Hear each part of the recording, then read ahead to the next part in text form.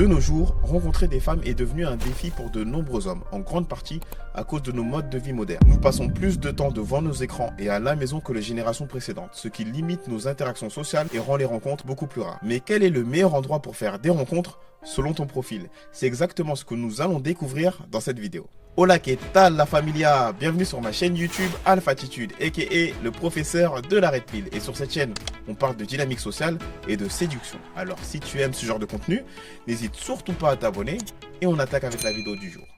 Aujourd'hui, nous allons analyser selon ton profil quel est le meilleur endroit pour faire des rencontres.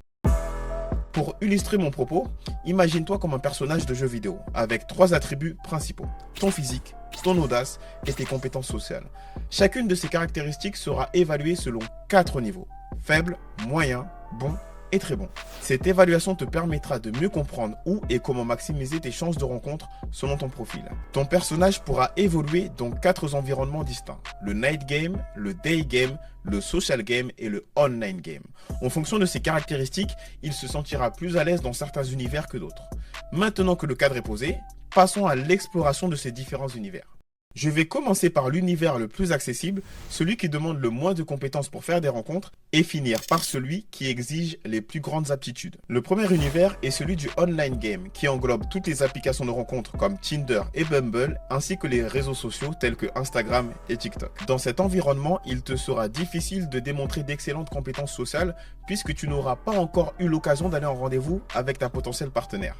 C'est donc l'endroit idéal pour ceux qui ont un avantage physique, car la sélection se fait principalement sur la base de tes photos. Cependant, même si tu n'as pas un physique de mannequin, tu peux te démarquer facilement en te présentant sous ton meilleur jour avec des photos de qualité. La majorité des hommes ne font absolument aucun effort pour soigner leur image en ligne, ce qui te donne une réelle opportunité de sortir du lot. En plus de tes photos, il est également essentiel de travailler sur ton image personnelle, ton personal branding.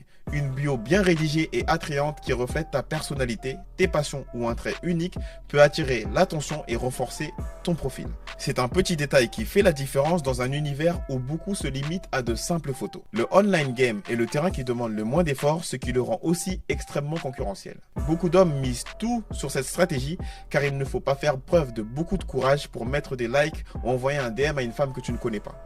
Dans cet univers, la peur du rejet ne pose pas vraiment de problème, car le seul risque que tu prends est d'être ignoré et laissé en vue, ce qui n'a pas de réel impact sur toi. Toutefois, il te faudra tout de même un minimum de compétences pour bien gérer le text game. Mais rassure-toi, une femme qui répond à tes avances uniquement en fonction de tes photos a généralement un niveau de désir assez élevé. Le jeu consiste donc davantage à éviter de faire de grosses erreurs qui te disqualifieraient, plutôt que de maîtriser parfaitement l'art du text game. Le profil idéal pour l'univers du online game serait un physique bon à très bon, une audace plutôt faible et des compétences sociales dans la moyenne. Le deuxième univers est celui du social game, qui englobe des événements sociaux comme des cours de danse,